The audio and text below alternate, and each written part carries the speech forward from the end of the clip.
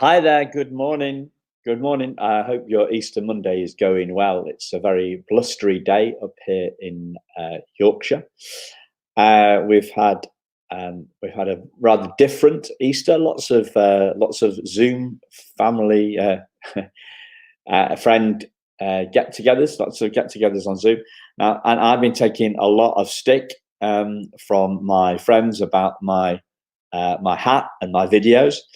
Um, but I keep going. Somehow I keep going. I have moments when I think, "Man, no, maybe I should stop." But no, I keep going. And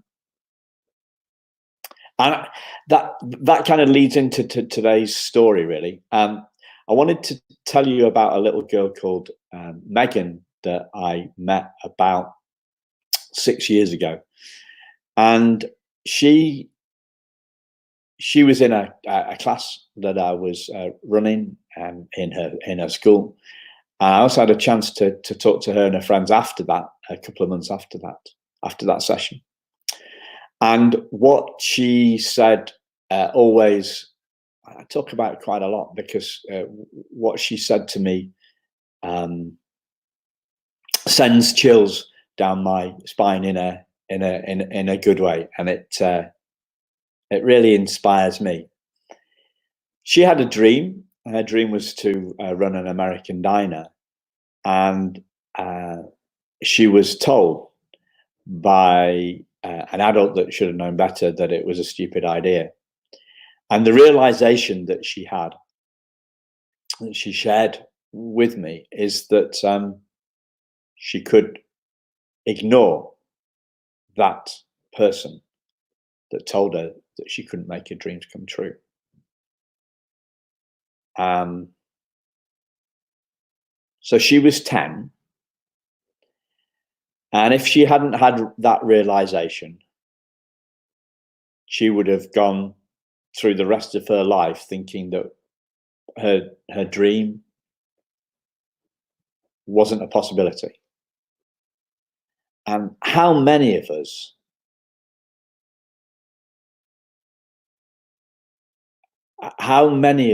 have had our dream dampened down? How many of us have stopped doing something because of what other people have said, what other people have done, what other people haven't done? How many of us? Have you? And I struggle. I struggle because I'm talking to you as a parent, as an adult, and I'm talking to the kids, and I really I really struggle because the kids are so easy to talk to about this stuff, and as adults, we're so stuck and set in our ways, and we can't see how.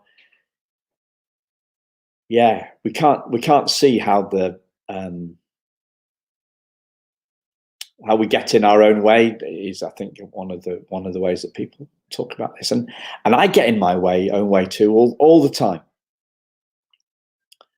Um, yeah, all the time. I get in my own way at 4 o'clock in the morning when I'm thinking about stuff and whether I should keep on going with this stuff, because it's um, it's tricky, Do all this stuff on Facebook, get the odd comment, and get the odd word of encouragement, uh, get the Mickey taken out of me, and it's tricky. And I have periods when I think, just jack it and do something else. But it keeps on it keeps on coming back to me. You see, I'm inspired by how quickly kids change. I'm totally inspired by that. They inspire me. I was going into their schools to inspire them, but they inspire me. And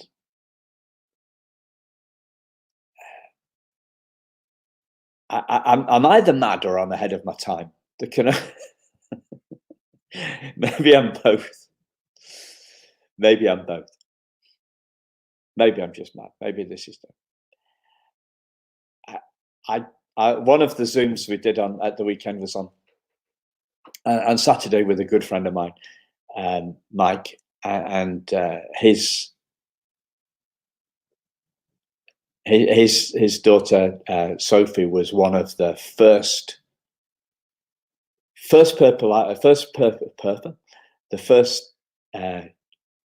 children I tried my my kidspirational ideas. This idea of the juicer that became the comic that I wrote, Jack Chan and the Juicer, and the inspiration for the stuff that I do in schools, the juicer activities that I run in schools. And her and her little friend Gracie, and this is going back 7 years, coming up 7 years ago now. They loved this idea, and she's 16 now. Is Sophie, and she loved this idea, and she really helped me in the early stages develop the idea. So thanks a lot, Sophie. That's brilliant, she's a total star. And a couple of months back, I went to speak to her again afterwards, and she was asking me how it was going. And I said, well, it's funny because adults just don't get this. And she said, well, Uncle Simon, you created the juicer for kids, not grown-ups. And it's like so obvious, it's so obvious that what's created, something that's created for kids isn't going to be understood by adults in the same way as something that's created for adults isn't going to be understood by kids. But we all know deep down that success is a feeling, that happiness is a feeling, that confidence is a feeling, that resilience is a feeling, that being feelings, as these are feelings, they're an inside job. How scary is the coronavirus when we're not thinking about it? How scary is it? Well, it's not scary at all. It's not scary at all. It's not scary at all because we're only scared by what's going on in our heads. And it's like gravity. That's like gravity. It's a truth. The truth is always true. The truth is always true. It doesn't change. Gravity is true. Gravity is a fact. If I drop this pen, it's going to drop. If I let go of this pen, it's going to drop down. And your feelings only ever come from your thoughts. That's the only place they ever come from. You're not aware of those thoughts. I'm not aware of those thoughts. None of us can be aware of those thoughts. We have 70,000 thoughts a day. So if it's just the thought inside us, then we shouldn't.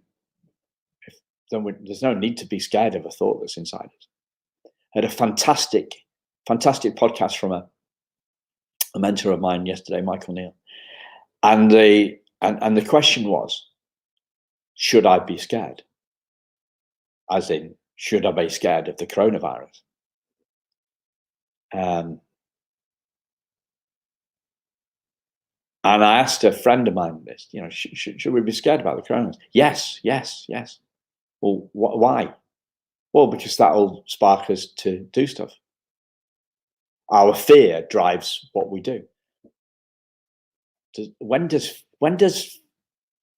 feeling scared help? There's a difference between how we feel and what we do. So I'm only scared about the coronavirus when I think about how it could impact me and how it could hurt the ones that I love, and how if my mum got it, she's 82 coming up, it could kill her. It could kill her. That thought is scary. But I don't need to be scared to do something.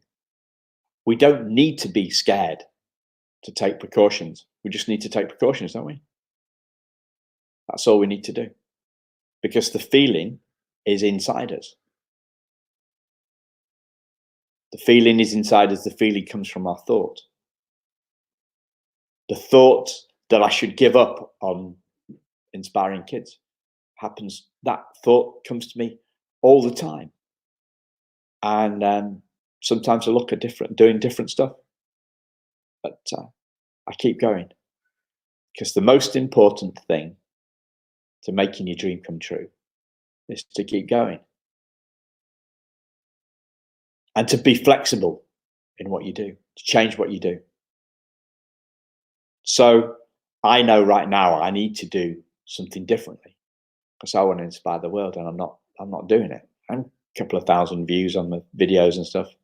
Very few comments. Most people think I'm a little bit nuts.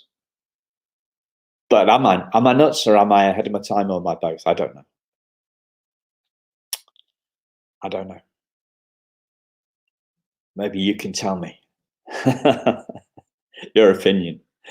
I'm only 11 minutes. People keep on telling me to do shorter videos. Well, yeah, try through a few shorter videos, but get to the point. Get to my point. Tell me what I should do. Tell me what I should do. Well, I can't tell you what you should do. I can only tell you how things work. I could tell you to stay safe, but how you do that. Yeah. So a bit of philosophical one today. Probably lost most people. Got 2 people still watching me. It was 5 at one stage. Probably gone a little bit too long. Yeah. Most important thing to make your dream come true. There's 2. Oh, there's 1. I'll make it into. Keep going flexibly. Do something different. I need to do something different. I don't know what it is I'm going to do differently yet. Hopefully that will come to me. Have a great Easter Monday. Cheers. Bye-bye.